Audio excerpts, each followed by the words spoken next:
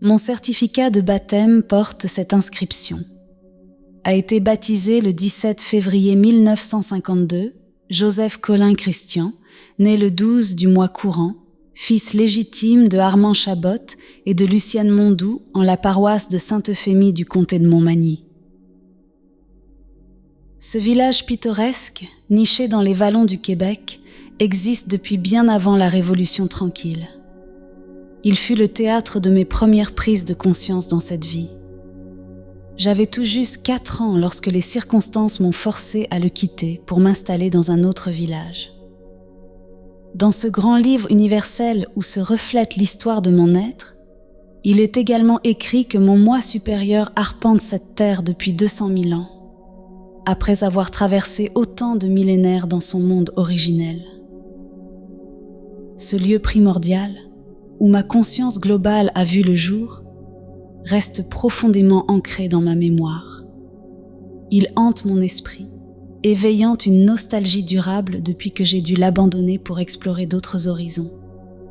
Ces 2 facettes de mon existence, bien qu'elles semblent incompatibles à première vue, sont celles que je vais vous dévoiler tout au long de ce récit. À travers les pages qui suivent, je partagerai les expériences qui m'ont conduit à devenir un canal pour une entité nommée Naja. Les événements seront relatés tels que je les ai vécus et ressentis, sans embellissement ni dramatisation stylistique. Ce livre ne se veut pas une autobiographie au sens traditionnel du terme. Seuls les éléments essentiels à la compréhension du phénomène de canalisation y seront exposés. Je ne vous cacherai aucun des épisodes significatifs, y compris ceux que je considère comme profondément intimes. J'espère que vous saurez respecter la sincérité de mes confidences et la confiance que je vous accorde en vous ouvrant ainsi mon cœur. Bien que ce récit mette en lumière des aventures extraordinaires, sachez qu'au quotidien, je mène une vie presque ordinaire, empreinte d'une humanité simple. Comme en atteste mon certificat de naissance, je suis venue au monde le 12 février 1952. 9e enfant d'une famille comptant 10 enfants, composée de 5 filles et 5 garçons, je suis née dans une gare. Mon père, agent du Canadien National Railway, exerçait les fonctions de chef de gare. C'est donc dans la gare de Sainte-Euphémie que j'ai vu le jour et passé mes 4 premières années. À cette époque, il était courant que le chef de gare et sa famille habitent les pièces disponibles attenantes à l'espace de travail. Nous avons ensuite déménagé dans une autre gare, à Saint-Cyril de Wendover, dans le comté de Drummond, où j'ai grandi jusqu'à mes 18 ans. Ces bâtiments, entièrement construits en bois, étaient gigantesques, même aux yeux d'un adulte. La gare de Saint-Cyril, en particulier, comptait 3 étages et de nombreuses pièces au plafond haut, regorgeant de recoins mystérieux. Le grenier, à lui seul, dépassait en superficie bien des appartements modernes.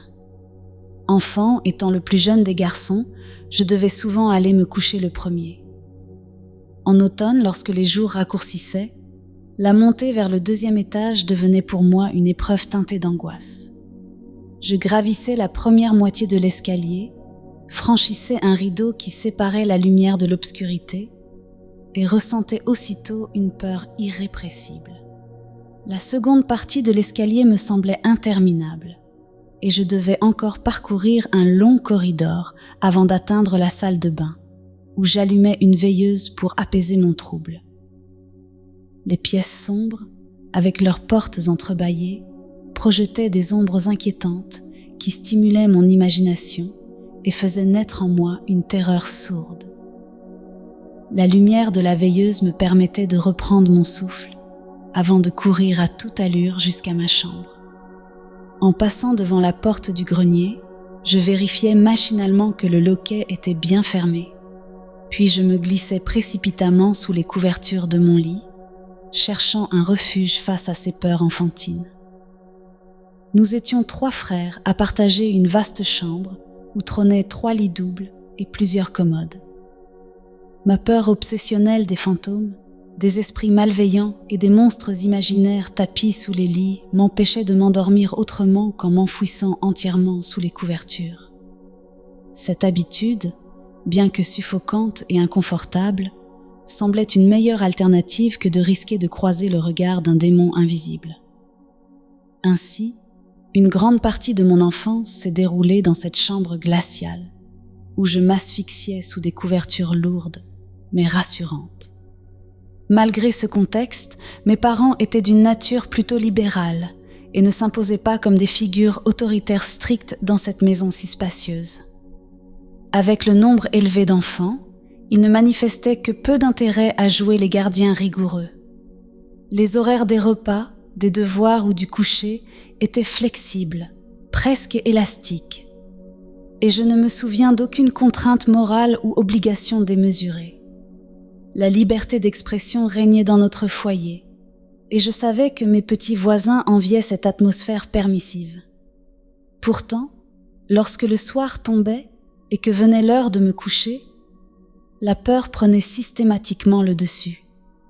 Étrangement, les nuits d'orage, lorsque la pluie battait violemment contre les vitres, que les rideaux volaient sous l'effet du vent et que la pièce s'illuminait au rythme des éclairs, je ressentais moins mes craintes irrationnelles. Ces moments m'hypnotisaient, m'attirant dans une fascination étrange pour les forces déchaînées de la nature. Même si ces éléments intensifiaient le caractère lugubre de la vieille maison, j'étais subjuguée par leur puissance.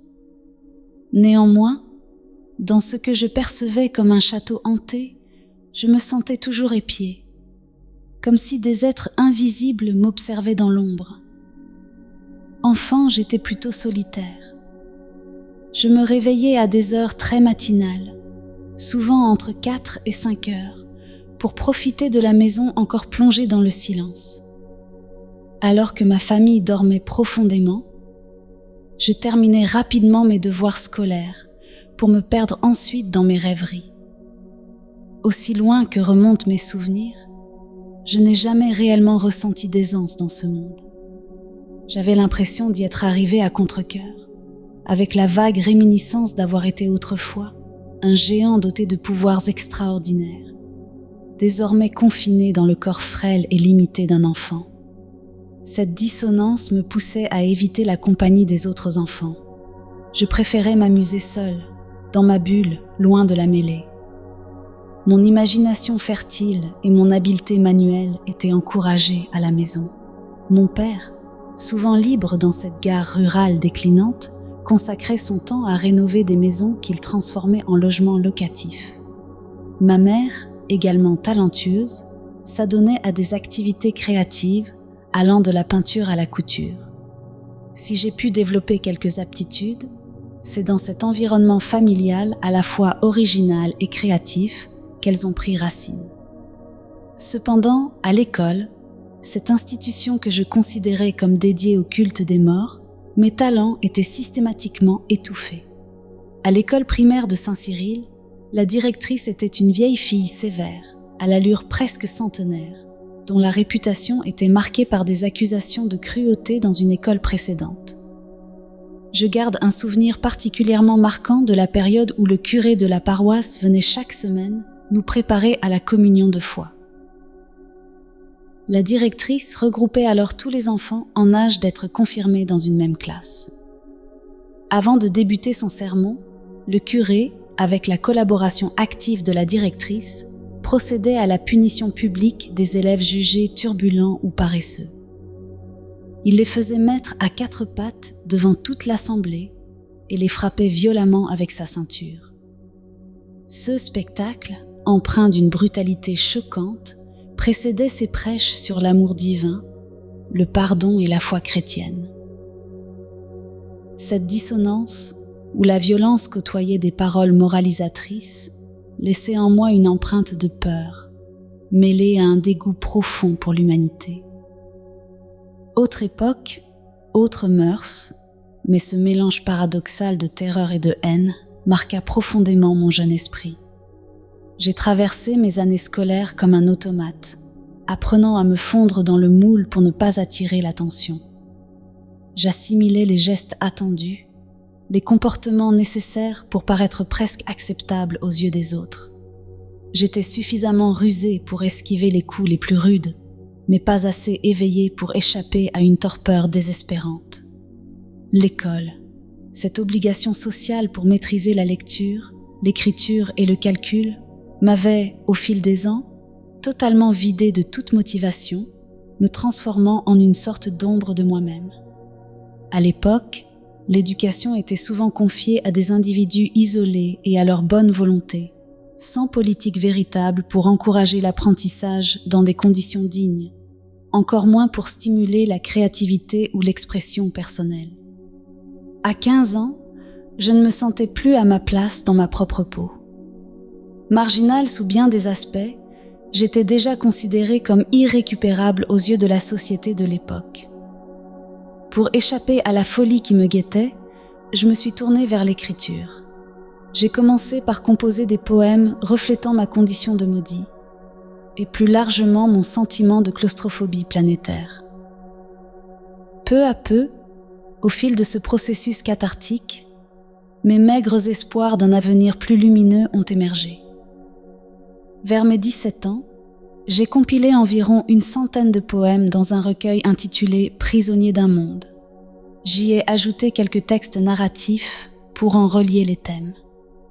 L'histoire suivait un personnage en quête d'un monde meilleur, mais qui, à la fin, mourait sans jamais avoir trouvé sa terre promise. Ce recueil, empreint d'une vision d'un futur possible, semblait refléter mon propre destin tout en portant la voix d'un être intemporel et chargé d'un lourd passé. Grâce à mon frère, imprimeur, j'ai pu le publier en quelques centaines d'exemplaires à compte d'auteur.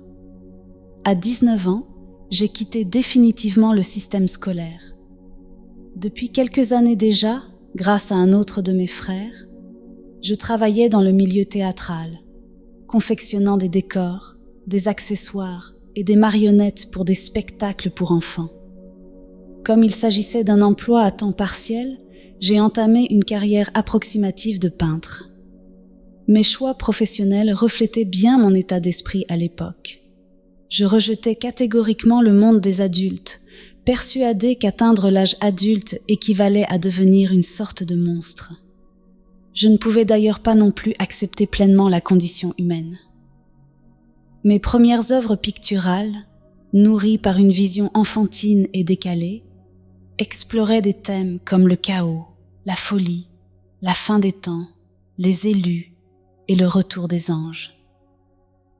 Mon univers intérieur, tout comme mes préoccupations, se situait à l'opposé de celle de la majorité. Seuls quelques marginaux, tout aussi esseulés que moi, faisaient semblant de comprendre mes divagations. J'aurais tout donné pour trouver une compagnie réellement réconfortante. C'est grâce à un exemplaire de mon recueil de poésie que j'ai rencontré ma première âme sœur spirituelle. Une de mes sœurs, dans une lettre, m'avait confié que la gardienne de ses enfants, intéressée par la parapsychologie, avait été profondément touchée par la lecture de mon livre et souhaitait me rencontrer.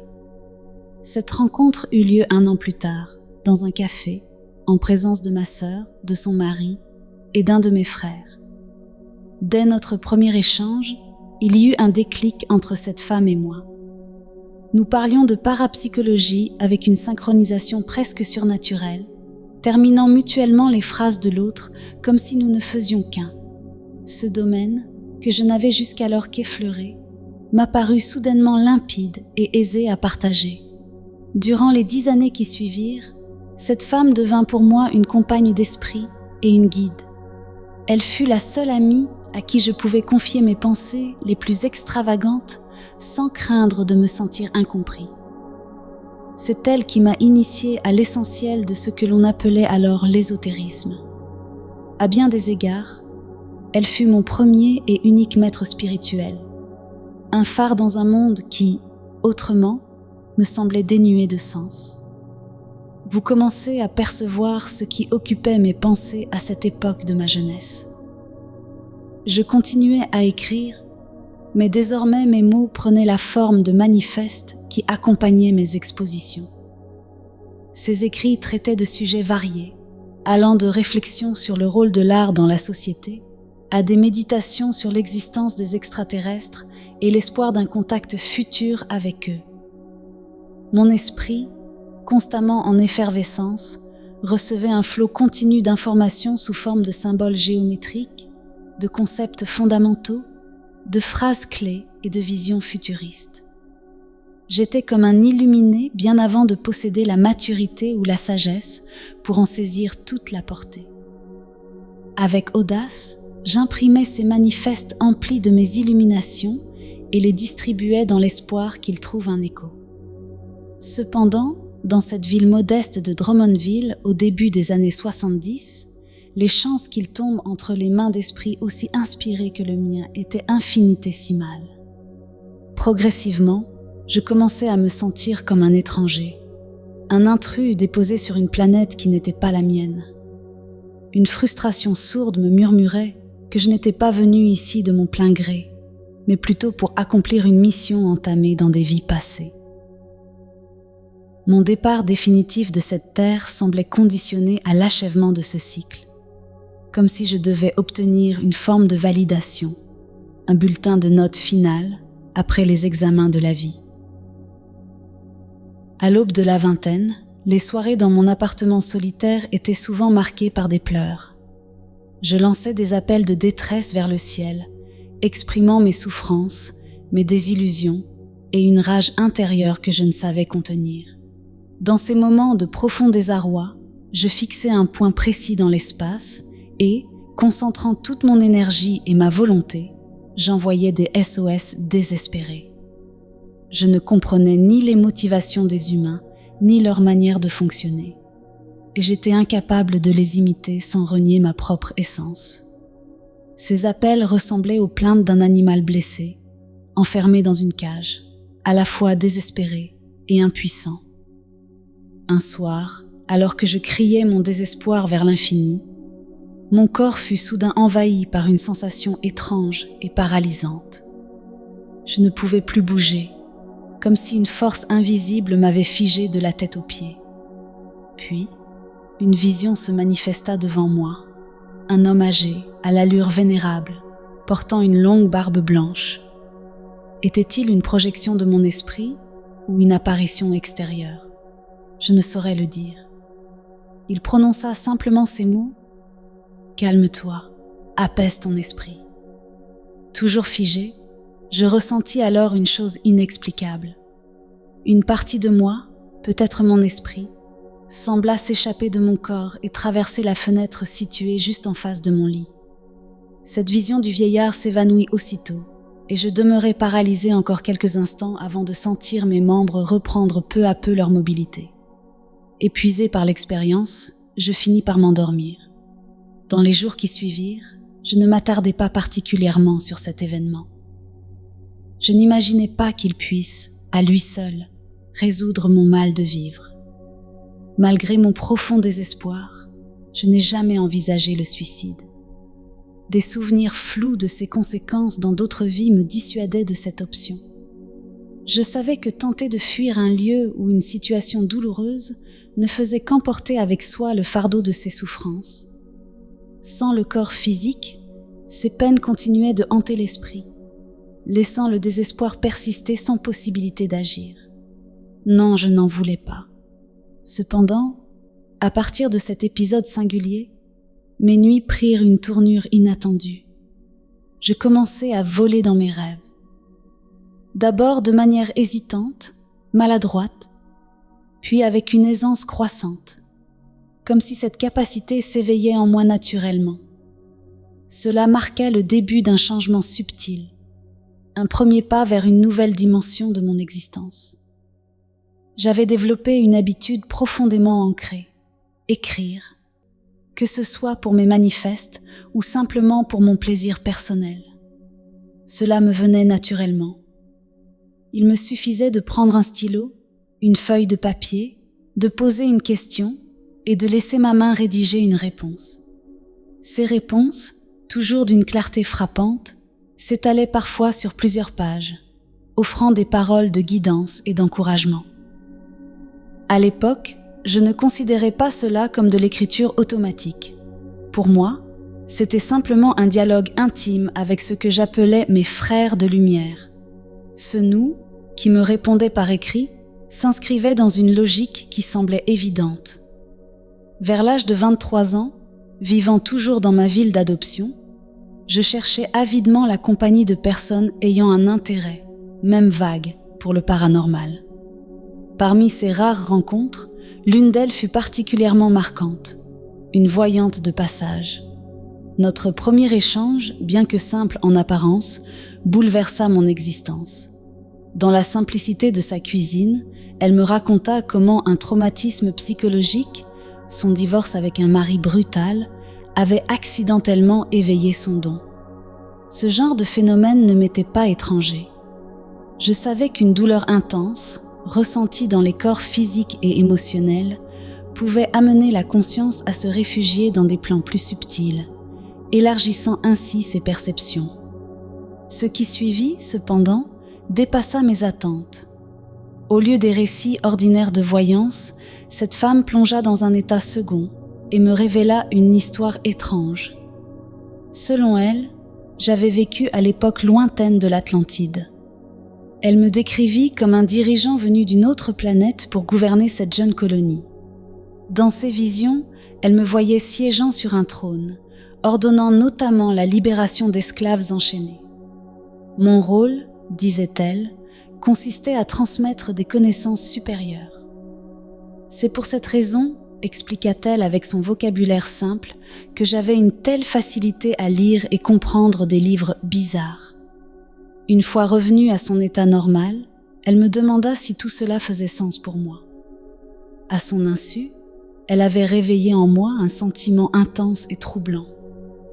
Elle venait d'ouvrir une porte vers une facette jusqu'alors cachée de mon être.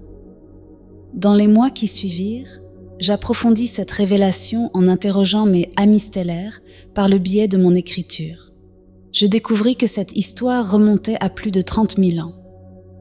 J'appris également que certaines décisions désastreuses prises durant cette existence avaient conduit à ma condamnation à un long cycle de réincarnation sur cette planète. En 1974, j'écrivis l'un de mes derniers manifestes, une œuvre d'une nature particulière. Il prenait la forme d'un vieux journal, en écho à l'époque de l'art conceptuel, où l'idée surpassait souvent sa matérialisation. Ce manifeste condensait mes idéaux et concepts artistiques en 3 parties distinctes. Sur la couverture, je rédigeais un long texte symbolique sur ma condition d'extraterrestre. À l'intérieur, sur 2 pages centrales, je prophétisais sur l'avenir de notre planète. Enfin, sur la 4e de couverture, je présentais une réflexion sur l'être humain perçu comme une œuvre d'art. Mais l'élément le plus étrange résidait dans 4 pages supplémentaires insérées au centre du journal. Elles contenaient un jeu complexe, à la fois conceptuel et déroutant, que j'avais élaboré seul durant un été passé dans un chalet isolé. Avec l'aide d'un dictionnaire, j'avais conçu un langage d'une complexité vertigineuse. L'objectif de ce jeu consistait à associer les mots positifs de la langue française pour composer une centaine de phrases structurées autour d'un sujet, d'un adjectif, d'un verbe et d'un complément. Le défi résidait dans la possibilité d'interchanger ces termes, créant ainsi des milliers de nouvelles combinaisons, toutes dotées d'un sens cohérent. Alors que je travaillais sur ce projet, ma pensée était submergée par un tourbillon de concepts. Je comprenais souvent le sens d'une phrase uniquement le temps de l'écrire, avant que tout ne devienne flou. Durant de brefs instants, j'entrevoyais les multiples combinaisons possibles et les connexions profondes entre elles.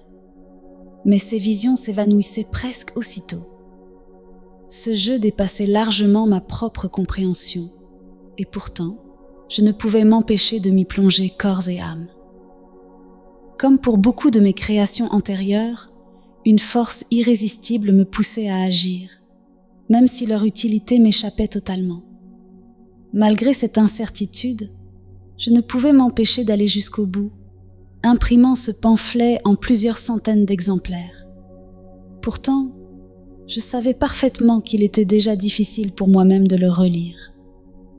Alors, que dire de son intérêt pour d'autres lecteurs ?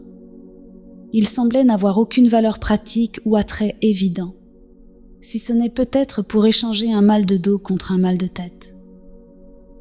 Dans ces conditions, j'éprouvais souvent l'impression de ne pas être totalement maître de mes actions. Ce n'est que 25 ans plus tard, en rédigeant ce livre, que j'ai enfin compris la raison derrière cette impulsion. L'entité qui s'exprime désormais à travers moi utilisait, à cette époque, ma conscience comme un outil pour explorer les subtilités de ma langue. Son objectif n'était pas simplement de me transformer en un scribe mécanique retranscrivant des connaissances. Elle cherchait plutôt à interagir avec moi de manière dynamique afin de transmettre son savoir de façon plus personnalisée et mieux adaptée aux besoins des humains. Ce manifeste n'était que l'un parmi tant d'autres que j'avais rédigés auparavant.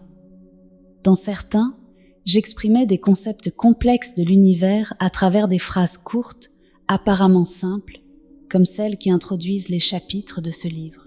Par exemple, « Plus que tout égale, moins que rien ».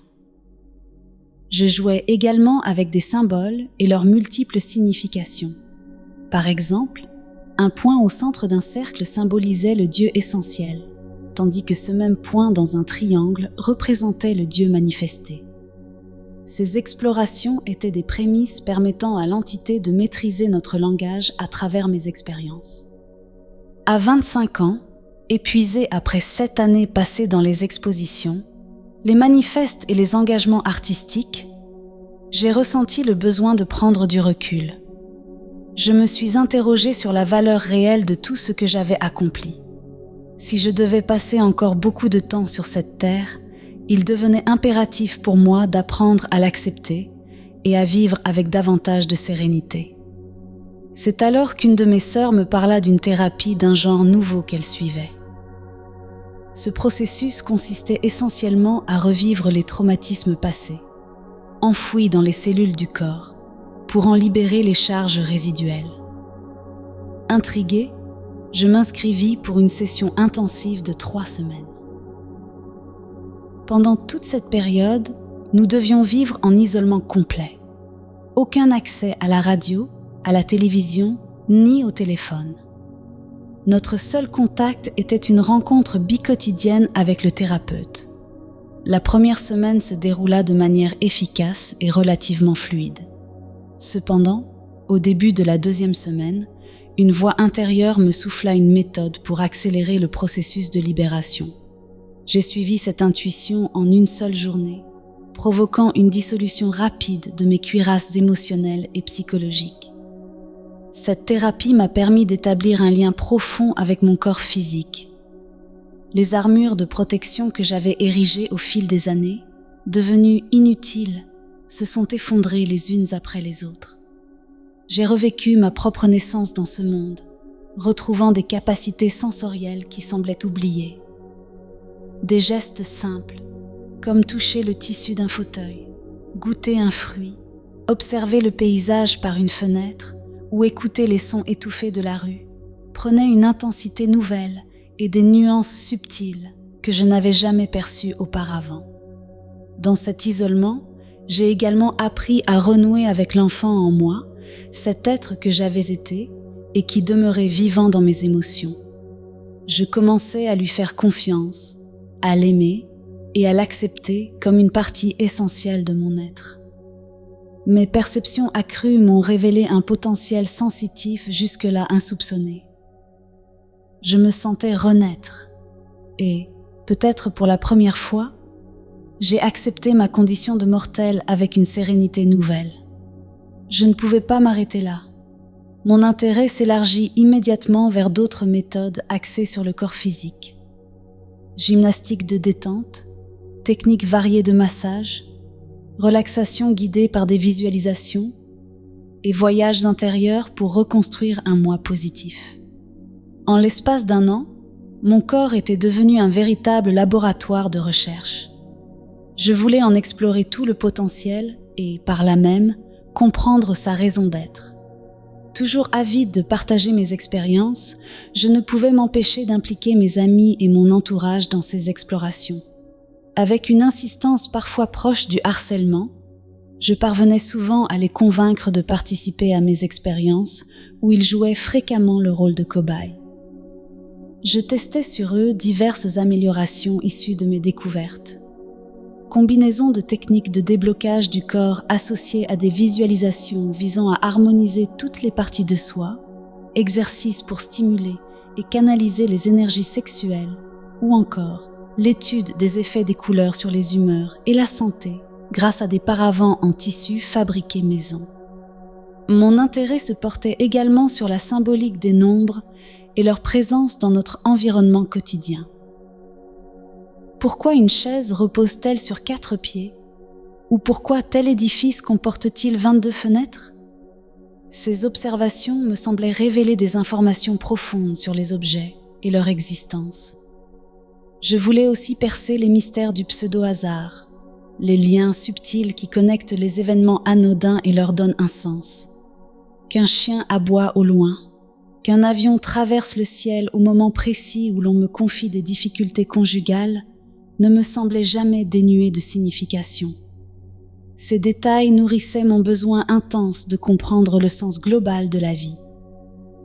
À la fin de l'été 1978, riche de toutes ces découvertes, je pris la décision de résumer mon cheminement artistique et thérapeutique dans un livre autobiographique. Son titre serait « À la recherche de l'être œuvre d'art ». Pour concrétiser ce projet, je projetais de partir pour au moins 2 mois aux îles Açores, un archipel volcanique au cœur de l'Atlantique appartenant au Portugal. Ce choix était motivé par l'idée que ces îles pouvaient contenir des vestiges de l'Atlantide. 2 semaines avant mon départ, un soir où je m'ennuyais en compagnie de 3 amis, nous décidâmes d'un commun accord d'expérimenter avec une planche de Ouija. Pour ceux qui ne sont pas familiers avec ce procédé, il s'agit d'une planche gravée d'un alphabet et de chiffres, utilisée pour tenter de communiquer avec les esprits par le mouvement inconscient des mains sur un triangle mobile. Les 2 femmes présentes posèrent leurs mains sur la planche, tandis que je prenais en charge la direction des opérations, bien conscient de ce que je souhaitais découvrir. Après les présentations d'usage, je demandais pour moi-même une liste de vies antérieures significatives. Les réponses, transmises lettre par lettre avec une rudimentaire lenteur, évoquèrent une dizaine de personnalités, chacune décrite brièvement par une occupation, une époque et un court détail. Cette expérience constitua ma 2e révélation concernant ma propre identité plus vaste. Un message inattendu vint également de la planche. Les esprits me prédirent que je me rendais aux Açores pour y rencontrer des extraterrestres. Était-ce un simple écho à mes propres aspirations et fantasmes secrets? Qui sait ce que les esprits peuvent dire pour alimenter nos rêves les plus enfouis? Mon père décéda subitement d'une crise cardiaque 1 semaine avant mon départ. Malgré ce choc, je choisis de ne pas reporter mon voyage. Ma quête, à mes yeux, surpassait toute autre considération. Je sentais profondément que j'allais à la rencontre de quelque chose d'une importance capitale. Naïvement, j'imaginais que cela pourrait être des extraterrestres faits de chair et d'os. À cette époque, j'étais prêt à croire en tout et à tenter n'importe quoi si cela pouvait m'amener vers un monde meilleur. Arrivé sur l'île principale, je m'installai dans un petit village au bord de la mer. Le motel où je pris résidence, perché à flanc de falaise, était pratiquement désert en cette saison d'automne. Là, je commençais à écrire mon livre, retraçant l'ensemble de mon parcours de vie jusqu'à ce voyage. Mes journées s'articulaient entre des séances de rédaction, des méditations et des expériences visant à entrer en contact avec mes frères galactiques. Ces derniers, par l'écriture automatique, m'avaient conseillé d'élever le taux vibratoire de mon corps pour éviter tout danger lié à une éventuelle rencontre. Bon élève, je me consacrais donc avec discipline à des exercices destinés à cette élévation. Mais où s'arrête la raison et où commence la folie? Dans mon cas, cette frontière reculait chaque jour un peu plus. Si on me demandait ce qui me motivait, je pourrais répondre que c'était avant tout la quête de découverte infinie et l'expansion de ma conscience. Grâce aux nombreuses thérapies corporelles auxquelles je m'étais soumis, j'avais acquis un ancrage suffisant dans une réalité que je percevais cependant comme insaisissable. Après 1 mois et demi de ce régime intensif, un premier phénomène inhabituel se manifesta dans mon corps. Une chaleur intense, presque brûlante, commença à irradier du creux de mes reins. C'était comme si un rond de cuisinière incandescente était en permanence plaqué contre le bas de mon dos. Une nuit, alors que je m'adonnais pour la énième fois à mes exercices d'élévation vibratoire, je vécus ma 2e apparition. 6 êtres se tenaient autour de mon lit, enveloppés dans des habits de moine. Leur présence était palpable, indéniable. Ceux qui ont déjà observé une apparition, même floue, savent qu'il est impossible de douter de ce qu'ils voient. Bien que je distinguais à peine leur visage sous leur capuchon, je compris qu'ils venaient chercher une partie de moi. Ils m'expliquèrent que cette facette de mon être devait être emmenée pour subir une purification et éveiller son potentiel. Je les laissais faire. Avais-je réellement le choix ? Ils extrairent une part indéfinissable de mon essence et disparurent avec elle. Pendant les 3 jours que dura cette absence, je ne fus capable que de m'en tenir à des activités simples, presque élémentaires. Penser devenait une tâche ardue, et je peinais à comprendre ce qui m'arrivait. Lorsque le moment de la réintégration arriva, il fallut une journée entière pour reconnecter cette partie de moi-même. Elle m'était devenue étrangère, trop vaste pour mon enveloppe corporelle limitée, comme un océan qu'on tenterait de faire tenir dans un verre. Cette portion de mon être, désormais libérée et épanouie, semblait réticente à revenir. Avez-vous déjà essayé de convaincre une part de vous-même, qui semble s'être affranchie de vos limites, de réintégrer votre être? Ce fut un processus long et délicat, nécessitant une véritable discussion et un apprivoisement mutuel.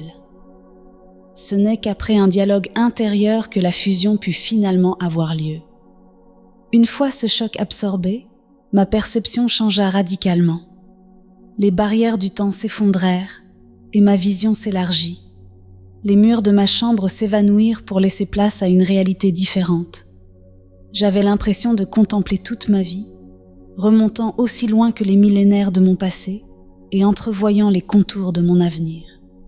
Ma conscience, libérée des limitations de mon corps, semblait emplir un espace infini qu'elle pouvait modeler à sa guise. Je revis les émotions liées à mon existence dans l'Atlantide et d'autres civilisations que j'avais connues.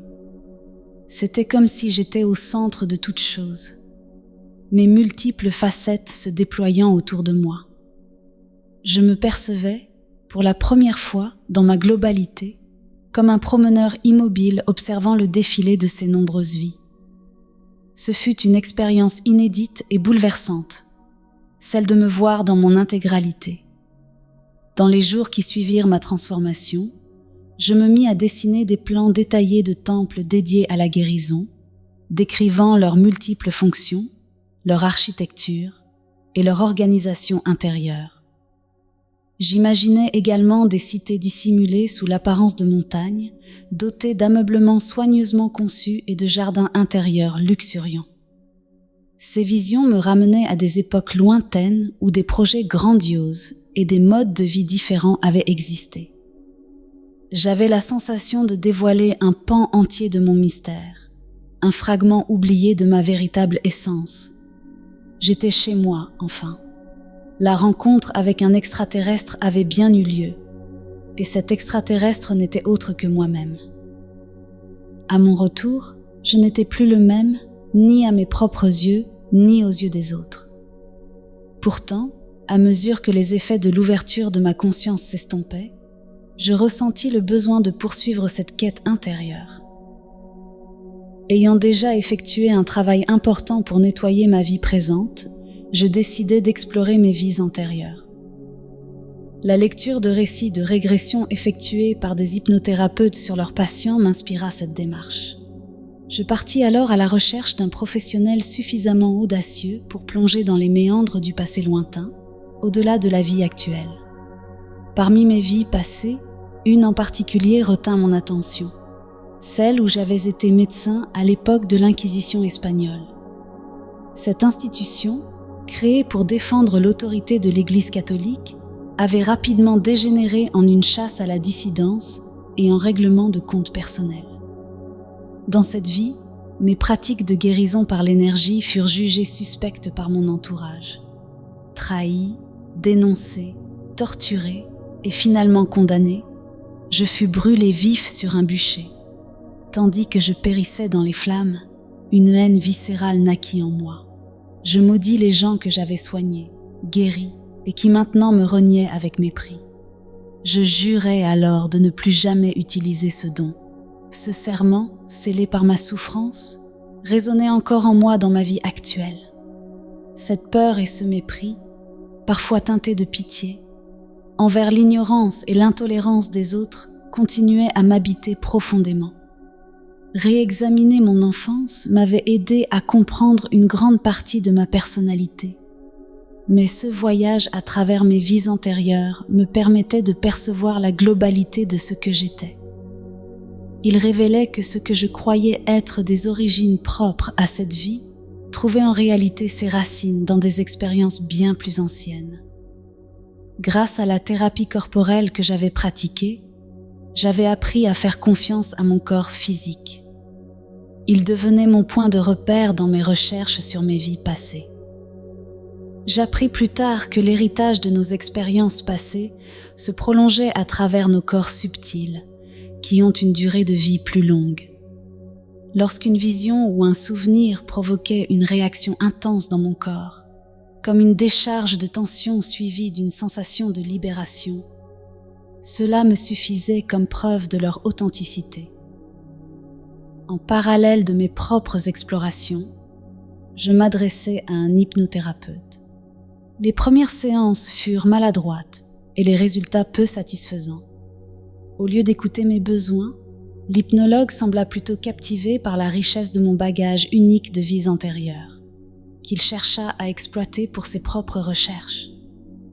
Lors d'une séance, par exemple, la manière inquisitrice dont il posait ses questions ramena soudainement à ma mémoire une vision de la table de torture de l'Église, libérant une onde de choc dans mon corps. Ce souvenir brutal ouvrit les vannes d'une énergie bloquée depuis longtemps dans mes bras. Mon corps fut saisi par des tremblements électriques incontrôlables, mes membres agités comme s'ils contenaient des éclairs. Pris de panique, l'hypnothérapeute dut me réveiller précipitamment. Il fallut une demi-heure avant que cette sensation intense ne s'apaise.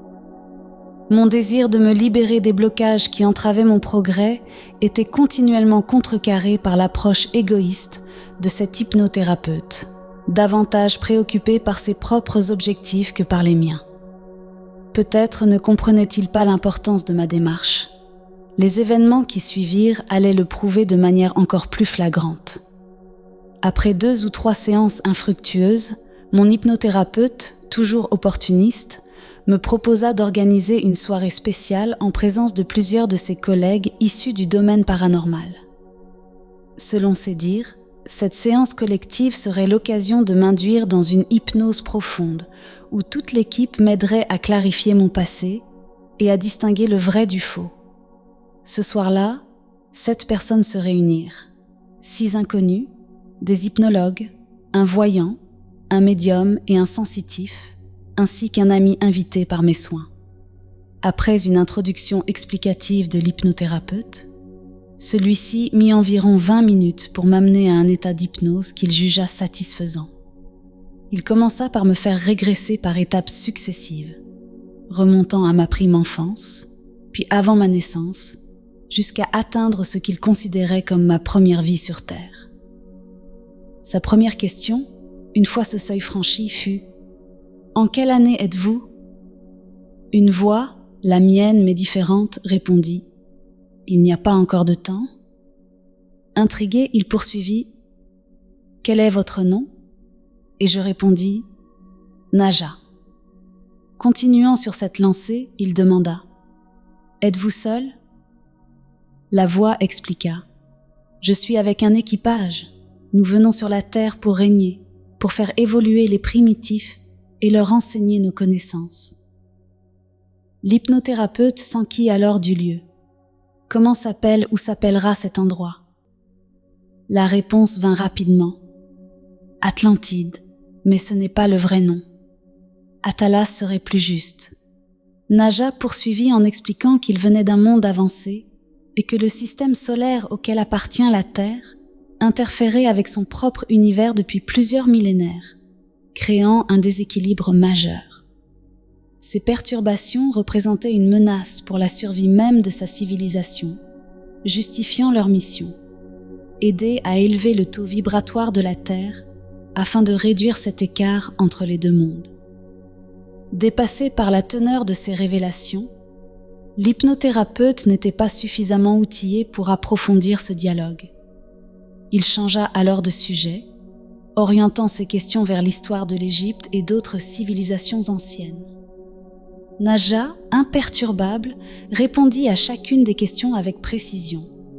Encouragés, les autres participants se mirent également à interroger l'entité sur divers sujets, notamment sur l'époque de Jésus.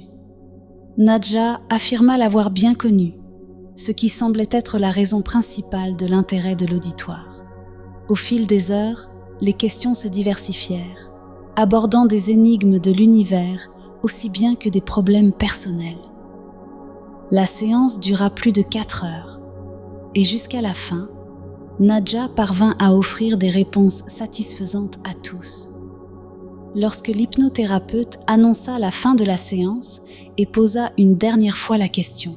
« Y a-t-il encore des questions ?» Naja me fit soudain lever la main et déclara « Et moi ?» L'assemblée éclata de rire. Qui allait répondre à mes propres interrogations? Après tout, n'étais-je pas celui qui payait pour cette séance? Ironiquement, Naja venait de donner sa toute première consultation, à mes frais. Sur le moment, et même durant les années suivantes, je ne réalisais pas pleinement l'importance de cette expérience. La séance avait été enregistrée sur 2 cassettes, dont une seule était à peine audible en raison de parasites sonores. Heureusement, la première, contenant la phase de mise en hypnose, me permit de poursuivre mes recherches. Grâce à cette cassette, je parvins à m'auto-hypnotiser pour explorer par moi-même les souvenirs enfouis de mes vies passées. Cela ouvrit une nouvelle voie, me permettant de plonger plus profondément dans les mystères de mon être et de mon existence. Je ne participais qu'à une seule autre expérience avec cet hypnologue et son cercle d'amis. Les circonstances étaient pour le moins étranges, bien que ce mot ait peu de sens dans mon contexte. Un après-midi, alors que je patientais dans la salle d'attente attenante à son bureau, je vis l'hypnologue et son principal acolyte sortir un jeu de Ouija d'une armoire. Assis à quelques pas de moi, bien en vue, ils commencèrent à l'utiliser.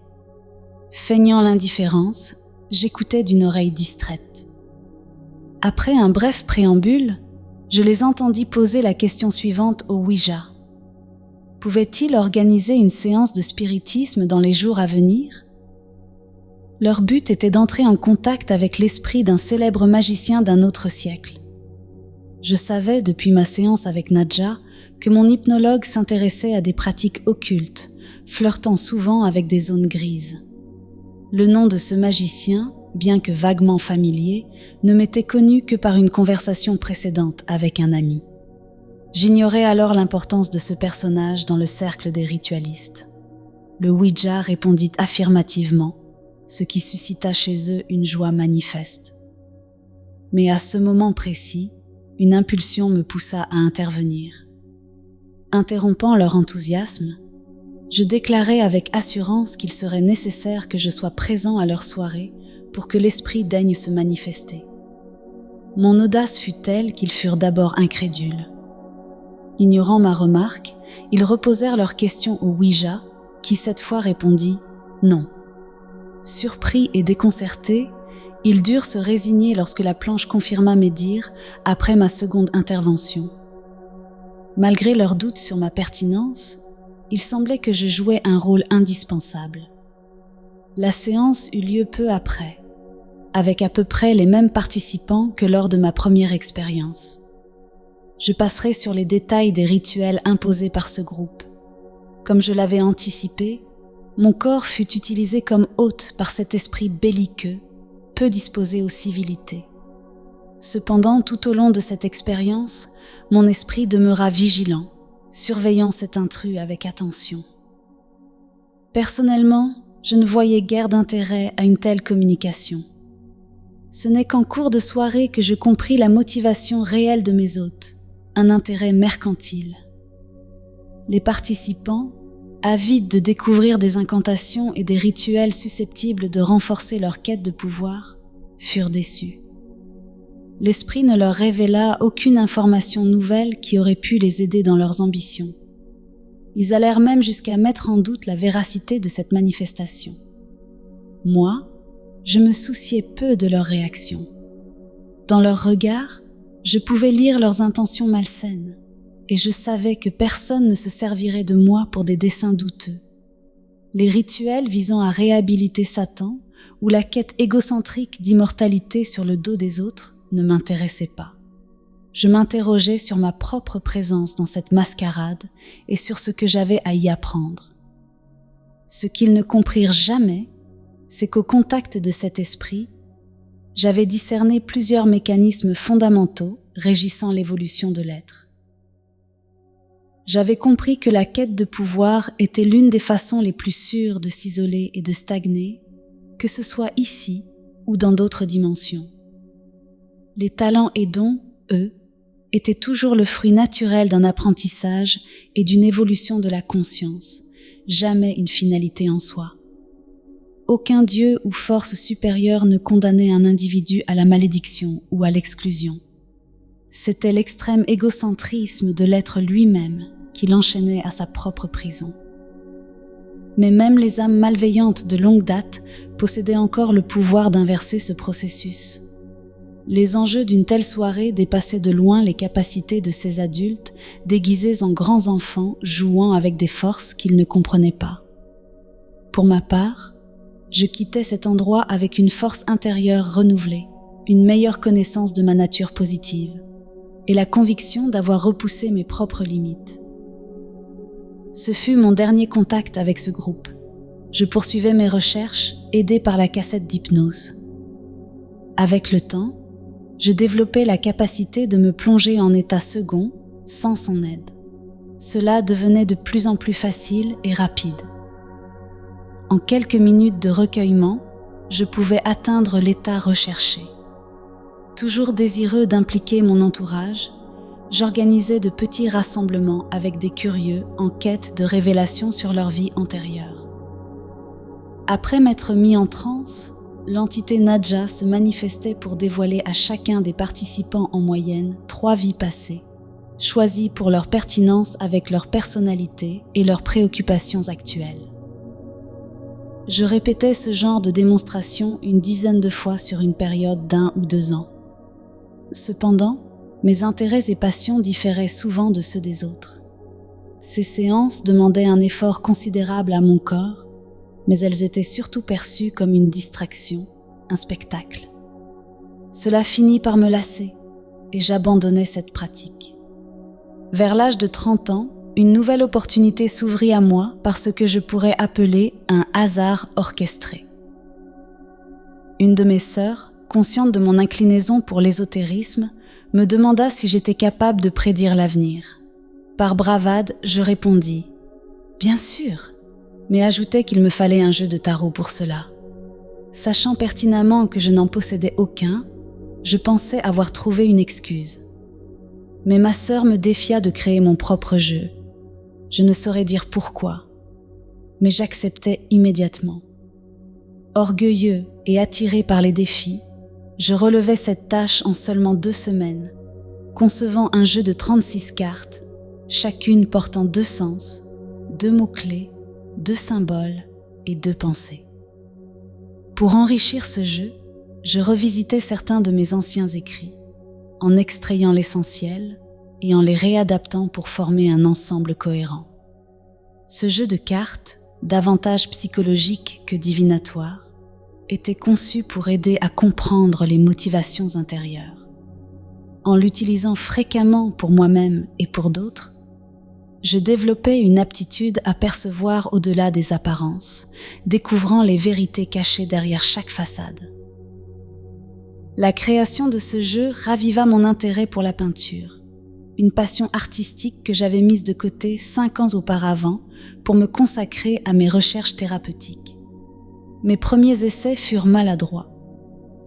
Explorant de nouvelles directions, je me tournais vers des sujets reflétant mon évolution personnelle.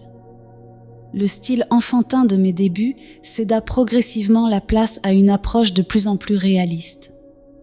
À l'âge de 33 ans, un rêve prémonitoire changea le cours de mon cheminement artistique. Dans ce rêve, je me trouvais dans une grande galerie d'art, où les murs des différentes salles étaient recouverts de dizaines de tableaux. Ces œuvres semblaient vivantes, comme en 3 dimensions, animées d'un subtil mouvement. Alors que j'étais absorbée par la contemplation d'une de ces peintures, un être apparut discrètement à mes côtés. Avec une voix basse, par respect pour le lieu, il me confia que toutes ces œuvres étaient mes créations futures. Ces mots murmurés me réveillèrent brusquement. Ce rêve marqua un tournant. L'année suivante, je pris la décision de quitter tous mes emplois pour me consacrer entièrement à la peinture. Après d'autres expérimentations stylistiques, je parvins à une première maturité en 1986. Mon style réaliste évolua vers l'hyperréalisme, où chaque détail prenait une importance capitale. Mes toiles capturaient les splendeurs et les misères de mon époque. J'y dépeignais avec une obsession minutieuse les détails d'architecture, les objets du quotidien et les gens dans leurs gestes ordinaires. Cependant, au-dessus de ces scènes banales, mes tableaux laissaient toujours place à des ciels majestueux. Je cherchais à révéler le sacré et le sublime, au-delà de l'ordinaire. Mon regard oscillait entre le ciel et la terre, un espace où je tentais de trouver mon équilibre, à la croisée du tangible et de l'infini. J'avais apparemment laissé de côté la parapsychologie et ma quête de vérité ultime. Pourtant, un article publié dans un magazine populaire allait raviver ces intérêts sous une forme nouvelle et inattendue. Sous le titre provocateur « L'orgasme cosmique », l'article abordait l'ancienne tradition orientale du tantrisme. Celui-ci décrivait, dans ses grandes lignes, une pratique visant à manipuler les courants d'énergie sexuelle pour les faire remonter le long de la colonne vertébrale jusqu'au sommet de la tête, avant de les projeter dans le cosmos. Bien que l'article ne détaillât ni les bienfaits ni les moyens d'atteindre cet état, il piqua ma curiosité. Il réveilla aussi en moi des souvenirs de mes 20 ans, à l'époque où j'avais exploré les énergies sexuelles, croyant avoir oublié ces recherches. Une idée simple me vint. Si l'énergie sexuelle pouvait monter pour être expulsée par le sommet de la tête, alors l'inverse devait être possible. À ce moment-là, je ne voyais pas l'intérêt de dissiper cette énergie dans le vide interstellaire. Je commençai donc par un exercice élémentaire. J'imaginais une colonne d'énergie descendant sur le sommet de ma tête, parcourant toute ma colonne vertébrale. Pendant sa descente, je faisais croître son intensité vibratoire, l'amenant en crescendo jusqu'à la base de mon corps, puis vers mes organes génitaux. Au début, cette pratique provoquait de courtes vagues de plaisir localisées dans mon sexe.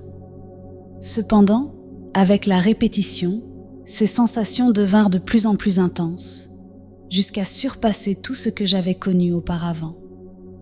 Comme il n'y avait aucune stimulation extérieure ni éjaculation, l'énergie n'était pas dissipée involontairement. Ces orgasmes énergétiques pouvaient être reproduits à volonté, sans épuisement apparent. Les seules limites semblaient résider dans la capacité des nerfs sensitifs à répondre aux stimuli sans devenir insensible à long terme. Les possibilités, néanmoins, s'avérèrent rapidement remarquables. En quelques mois, je parvins à vivre des dizaines d'orgasmes énergétiques par jour, parfois sur 2 ou 3 jours consécutifs.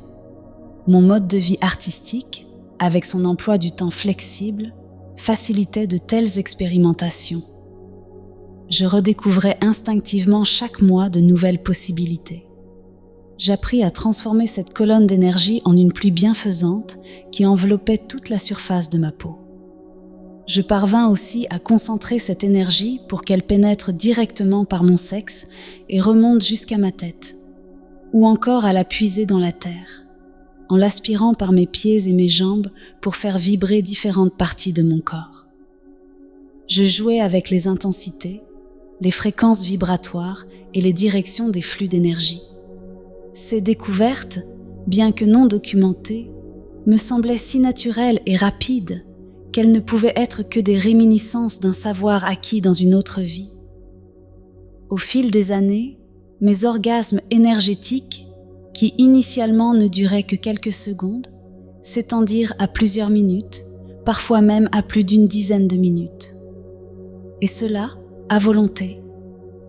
Je ne détaillerai pas ici toutes les techniques utilisées, ce n'est pas le propos. Ce qui importe, c'est que, bien au-delà du plaisir sexuel, mon corps commença à vivre des orgasmes de plus en plus globaux. Ces expériences impliquaient tout mon être, s'apparentant davantage à des états d'extase. Pour moi, l'énergie que je manipulais avait une origine divine et sacrée. Ces rituels, loin d'être de simples pratiques corporelles, étaient une célébration de la vie dans mon corps, une exaltation de la joie de l'avoir retrouvée après tant d'années d'oubli. Ces extases prirent une profondeur croissante. Elles devinrent un moyen de m'inonder d'une énergie purificatrice, capable de consumer les résidus stagnants en moi, de revitaliser les recoins les plus sombres de mon être et de stimuler la régénération de mes cellules.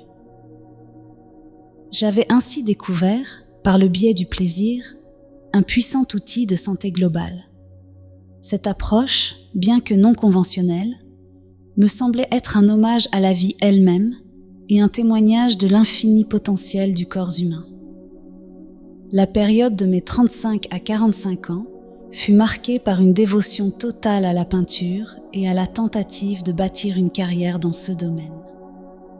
Chaque été, je prenais la route avec mon sac à dos, faisant du stop à travers les régions du Québec. Chaque année, je choisissais une région particulière, explorant ses paysages, ses traditions, et photographiant tout ce qui m'étonnait ou me semblait typique dans le but d'inspirer mes futures toiles. Je campais selon les opportunités, préférant des endroits isolés dans des bois bordant un cours d'eau, où je pouvais à la fois me baigner et méditer en toute tranquillité.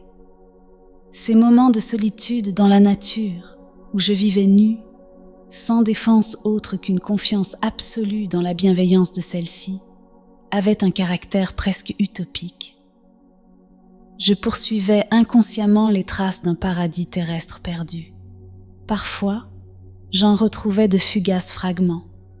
Au cours de ces voyages, il m'arrivait de faire un détour pour me réfugier au chalet isolé d'une de mes sœurs. Situé au sommet d'une colline, cet endroit se prêtait parfaitement à l'introspection. Le soir, j'aimais m'allonger sur une chaise longue pour contempler sans relâche le ciel étoilé. La vastitude de l'univers me renvoyait à la distance immense parcourue par mon âme à travers l'éternité. Une nuit, emmitouflée dans une couverture pour me protéger du froid, je regardais de minuscules étoiles filantes tracer leur chemin à l'horizon. Je me demandais alors si toutes ces années de recherche avaient un véritable sens. J'aspirais à une preuve tangible, un signe que ma quête n'était pas vaine. Avait-elle un but précis?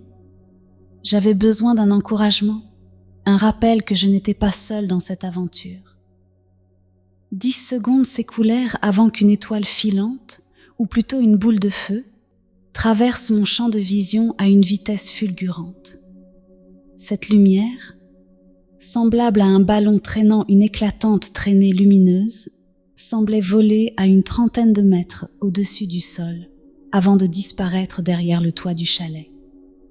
Ce spectacle inattendu, à la fois impressionnant et sublime, me laissa émerveillée. Je ne pouvais y voir qu'un signe clair. Quelque chose ou quelqu'un, quelque part, veillait sur moi et m'apportait son soutien. Ce moment renforça ma conviction que je n'étais jamais totalement seule, même dans cet endroit désert au milieu de la nuit. Le décès de ma mère en 1993 fut l'une des rares occasions où je fis à nouveau usage de mes capacités paranormales. Je l'accompagnai autant que possible dans ses dernières semaines de maladie, la guidant avec tout mon amour jusqu'aux portes de son monde meilleur. Je répétai ce geste 3 ans plus tard pour l'un de mes frères. Pour moi, la mort n'était pas une épreuve insurmontable, mais plutôt une étape nécessaire et inévitable de l'évolution. Cependant, la séparation temporaire entre 2 êtres qui s'aiment reste une source de tristesse et de déséquilibre. Le temps ne peut être arrêté. Il ne reste qu'à avoir la patience de s'ajuster à une nouvelle réalité. Personnellement, grâce à mes explorations des vies passées et des précieux intervalles entre celles-ci, j'avais acquis une perception de l'éternité qui m'aidait à vivre ce concept au quotidien. Je me sentais désormais éternelle dans les 2 sens du terme, liée à un passé infini tout autant qu'à un avenir sans fin. À 45 ans, frustrée par la lenteur de ma progression dans le monde artistique, je décidai de revenir à ma seconde passion, le paranormal. J'eus l'idée que je pourrais peut-être offrir des consultations privées en état de transe. J'avais déjà expérimenté cette pratique par le passé, et il ne faisait aucun doute dans mon esprit que je pouvais la développer de manière professionnelle. Je partis alors à la recherche d'individus ou de groupes capables de m'enseigner les bases du métier de voyant. Je commençai par quelques échanges de services avec d'autres visionnaires de passage, troquant mes consultations contre les leurs. Je tentais également de suivre un cours de voyance auprès d'une dame dont les talents, bien qu'authentiques, ne correspondaient pas à mon registre. Ce fut une période marquée par des errances et des pertes de temps. Que de détours inutiles pour tenter de trouver sa voie. Je m'associais également à un groupe qui se réunissait chaque dimanche soir pour assister à une messe spiritualiste. Ces cérémonies comprenaient principalement des chants, des prières, des sermons, et se concluaient par des séances de voyance médiumnique réalisées par les officiants pour l'assemblée. La prêtresse en charge, qui exerçait également comme voyante durant la semaine, donnait des cours pour enseigner ces pratiques tous les vendredis soirs. Je m'inscrivis à ces sessions hebdomadaires qui rassemblaient une dizaine de participants. La première partie de la soirée, censée être une présentation théorique, servait malheureusement souvent à la maîtresse pour relater fièrement ses visions et prédictions de la semaine passée. Cependant, la seconde partie consistait en des exercices pratiques visant à tester et développer nos compétences de voyance, de médiumnité ou de guérison. La diversité des expériences proposées me convenait parfaitement et s'avérait très instructive. Un soir, l'exercice principal fut une démonstration de transe effectuée par la prêtresse elle-même. Elle prêta son corps à l'esprit d'un ancien chef indien qui s'exprima avec mélancolie au sujet des vastes prairies et des bisons d'un temps révolu. Cette prestation éveilla en moi une envie irrépressible de me mesurer à elle, de prendre sa place et de faire mieux. Lorsque vint le moment de choisir quelqu'un parmi l'assistance pour tenter une transe, elle désigna une autre personne que moi. Le candidat, malgré sa bonne volonté, offrit une performance peu convaincante, ponctuée de balbutiements et de longs silences. Vous devinerez sans doute que ma frustration était palpable sous mon ironie. Je rentrai chez moi ce soir-là, à la fois irritée et électrisée. Incapable de trouver le sommeil, je fus poussée par Nadja à m'asseoir dans mon lit avec un cahier et un stylo. Je me retrouvais à écrire frénétiquement une dizaine de pages, abordant divers thèmes destinés à des conférences et posant les bases d'un éventuel livre. Une fois ce flot d'idées couché sur le papier, je parvins enfin à me calmer et à m'endormir. Je ressentais clairement que c'était là l'un des désirs les plus profonds de Nadja. Je commençais à deviner qu'il devait être, dans son monde, un orateur accompli, captivant les foules par ses discours réfléchis et inspirants. Mais comment concrétiser ce désir à travers moi? En partageant mes premières expériences de transe avec des amis, une solution initiale se présenta. Plusieurs d'entre eux se proposèrent pour avoir une consultation avec Nadja. Les résultats de ces premières séances furent encourageants. J'avais d'abord craint que mon subconscient influence les paroles de Nadja, mais il semblait toujours relever les moindres altérations, révélant ainsi les phrases que j'avais inconsciemment modifiées. Il parlait de moi comme d'une simple extension de lui-même, une sorte de doigt dans sa main.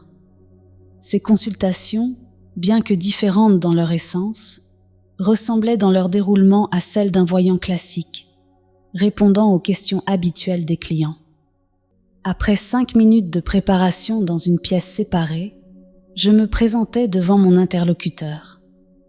Il me suffisait de tenir un objet personnel de la personne concernée dans mes mains, et Nadja prenait le relais. Ses réponses étaient précises et pertinentes, captivant mes premiers clients. Mais une question persistait. Qui était-il réellement? Était-il un souvenir enfoui d'une vie antérieure, une entité extraterrestre, un esprit des sphères spirituelles, ou simplement une projection de mon subconscient, voire une manifestation de mon moi supérieur? À cette époque, je n'aurais su apporter une réponse définitive. Un de mes amis repoussa mes limites lorsqu'il me demanda de servir d'intermédiaire entre son frère décédé et leur mère. Bien que ce rôle me fût inhabituel, j'acceptais de m'y prêter pour soulager cette mère en deuil. Par la suite, d'autres personnes vinrent solliciter mon aide pour des contacts similaires, mais je ne considérais pas cela comme une voie à développer davantage. J'ai toujours ressenti une réticence à jouer le rôle d'intermédiaire pour ceux qui cherchent à retenir un être cher, parti vers une nouvelle destinée. Ceux qui quittent ce monde sont rarement enclins à se retourner vers ceux qui restent, occupés qu'ils sont à avancer sur leur propre chemin. Une autre fois, une femme désespérée, tourmentée par un esprit harceleur, implora mon aide. Je fis de mon mieux pour l'aider, bien que je sache que ce sujet des hantises mériterait d'être exploré plus en profondeur.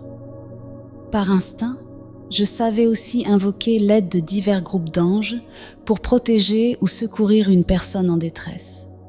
Les anges, toujours prêts à intervenir, agissent cependant dans les limites de leurs propres capacités. Si vous saviez tous les rôles qu'on m'a demandé d'endosser, la foi que les autres plaçaient en moi faisait toute la différence. Je me sentais comme un enfant innocent, presque sans limite. Pourtant, malgré toutes ces explorations, je n'avais pas trouvé ce qui répondait à ma véritable raison d'être. Mon désir le plus profond était de transmettre des connaissances plus vastes à un large auditoire, mais ce moment semblait sans cesse repoussé. En 2001, dans l'espoir de promouvoir ma peinture, je devins bénévole pour divers festivals artistiques. En plus d'aider à monter les salles et à accrocher les toiles, je prodiguais des conseils esthétiques aux artistes en herbe. Cette activité me valut des offres pour enseigner. J'en acceptais 2, à condition qu'il s'agisse exclusivement de cours théoriques sur l'esthétisme en peinture.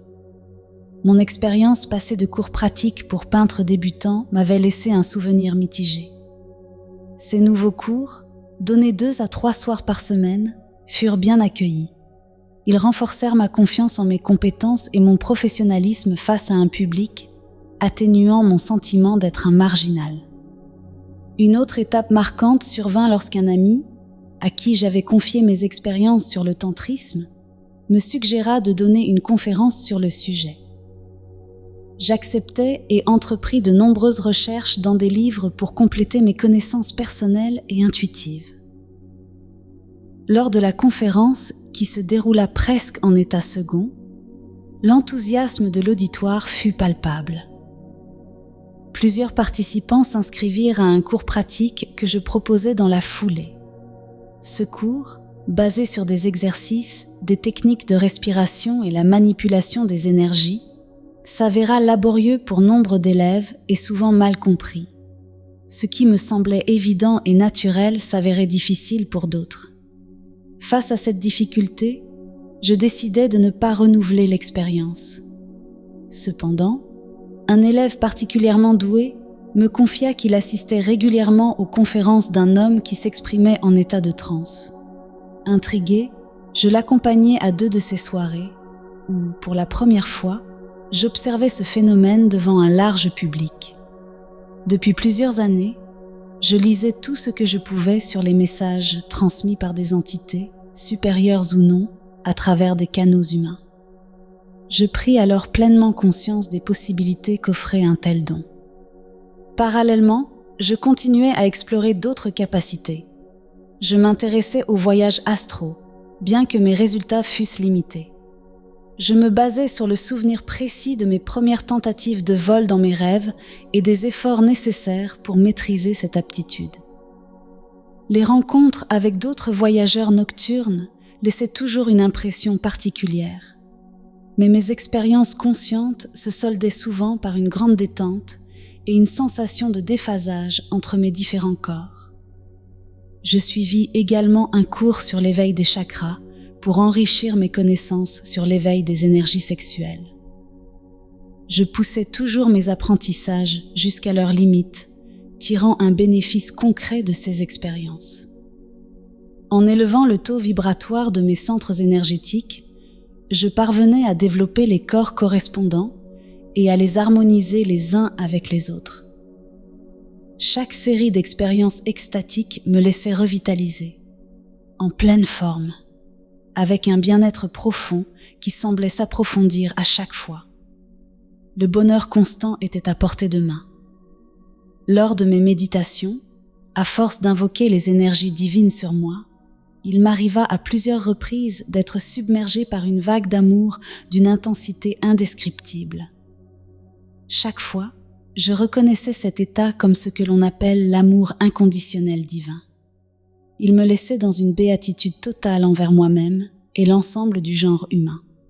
Après ces moments d'extase, lorsque je sortais dans la rue, tout ce qui m'entourait semblait empreint de beauté et d'amabilité.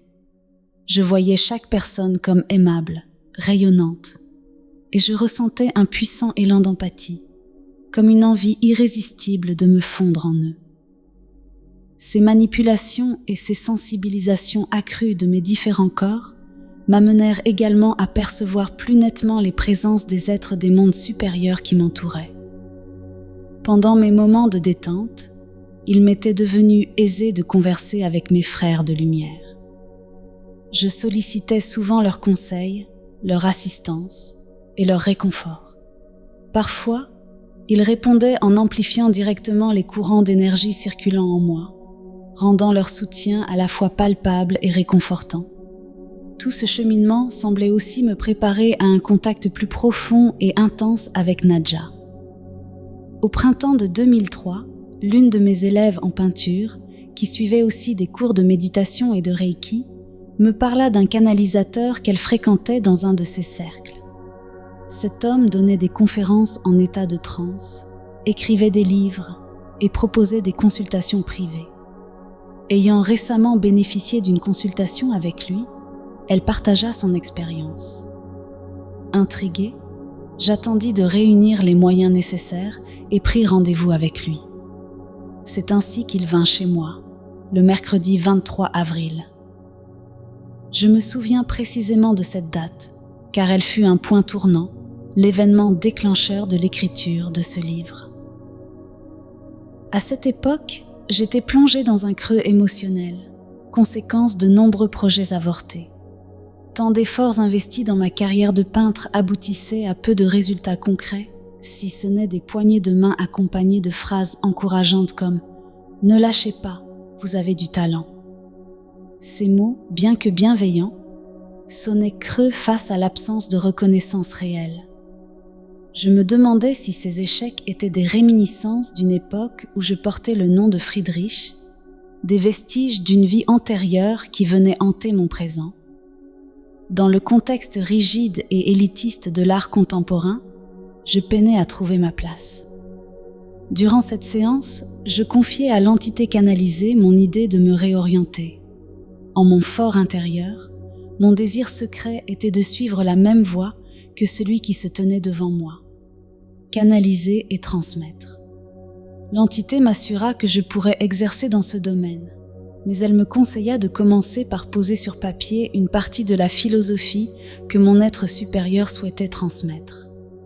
Elle me rappela que, puisque j'avais pratiqué l'écriture automatique avec succès par le passé, je devais envisager sérieusement de m'y replonger avant d'entreprendre des prestations publiques. Bien que légèrement déçu de ne pas recevoir une incitation directe à me lancer, je suivis ce conseil. J'étais persuadée que Naja était prêt et je lui faisais entièrement confiance pour choisir les sujets à aborder. Cependant, je décidai de respecter la suggestion. Le vendredi soir suivant, je pris un stylo et posai une première question sur une feuille de papier. À ma grande surprise, mon stylo remplit rapidement 2 pages entières, presque d'un seul trait. Après une courte pause pour détendre mon bras, une 3e page suivit dans le même élan. J'étais habituée, au fil de mes relaxations et introspections, à dialoguer avec mes frères lumineux. Mais l'écriture automatique apportait une dimension différente. Ce mode de communication était plus précis, plus structuré, et offrait une articulation claire et objective qui surpassait mes précédents échanges intuitifs. Tout devint limpide. Le lendemain matin, je savais exactement ce que je devais faire. Je sortis acheter 2 cahiers, quelques stylos et des chandelles. Dès le début de l'après-midi, je m'installai à la table de ma cuisine. J'allumai une chandelle, fis brûler de l'encens et entrepris de protéger l'endroit en traçant 7 cercles symboliques et en plaçant un ange gardien à chaque coin. Conscient que Nadja appréciait discourir devant un public, j'invitais des esprits à venir l'écouter. Une fois prêt, je m'assis à ma table et laissai Nadja prendre la parole. Pendant 3 jours consécutifs, il dicta par ma main plus de 100 pages d'idées éparses, des concepts mêlés qui allaient former l'ébauche de ce livre. Je n'avais qu'à laisser le stylo courir sur chaque feuille, ma main semblant suivre le flux sans effort. Mon esprit prenait conscience du contenu écrit avec un léger décalage, comme si chaque mot me parvenait une fraction de seconde après avoir été posé sur le papier. Toutes les 2 ou 3 pages, je devais faire une pause pour dégourdir ma main et mon bras. À quelques reprises, pour rompre la monotonie, je sortis écrire dans un parc. Cependant, il me fallait souvent négocier avec Nadja pour qu'il ralentisse son rythme afin de respecter mes limites physiques. Respirer, manger et dormir. Son débit aurait pu être encore plus rapide, n'eût été la nécessité de rendre le texte lisible. Je ne savais pas quand cela s'arrêterait. Le mardi matin, après m'avoir fait écrire un texte sur la destinée humaine, il conclut par sa signature.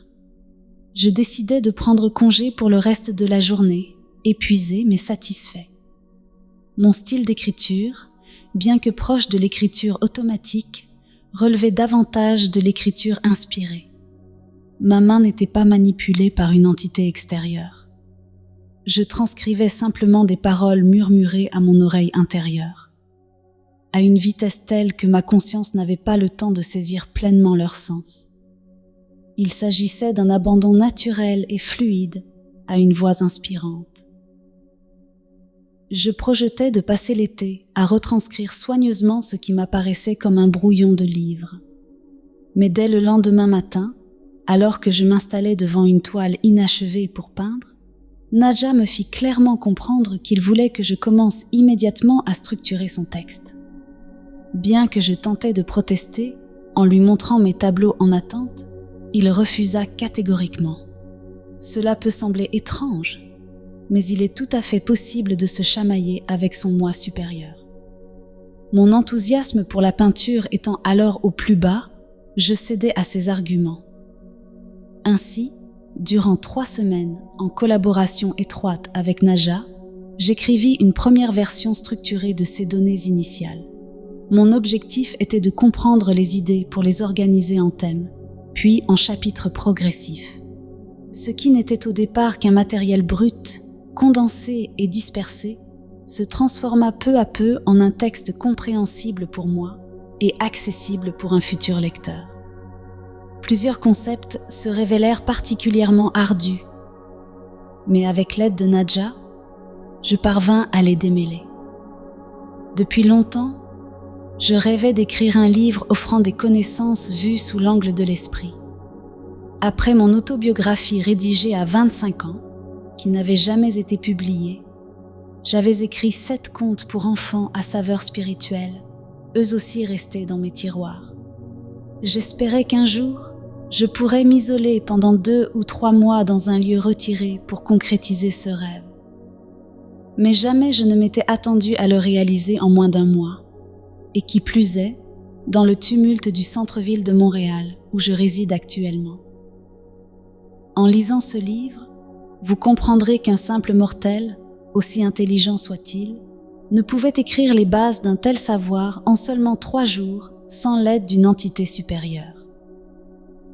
J'ai rédigé le brouillon de mon histoire en seulement 3 heures, un samedi matin, le 24 mai. La version finale fut achevée dans les 3 jours qui suivirent.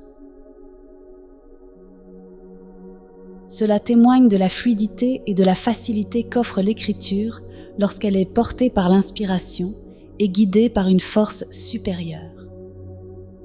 Durant une grande partie de l'été 2003, Nadja et moi nous attelâmes à perfectionner le style de ce livre, veillant à en rendre le débit plus harmonieux. Nadja ajouta des compléments qu'il jugeait nécessaires, tandis que je l'encourageais à étoffer chaque chapitre pour que le suivant soit toujours un peu plus long que le précédent.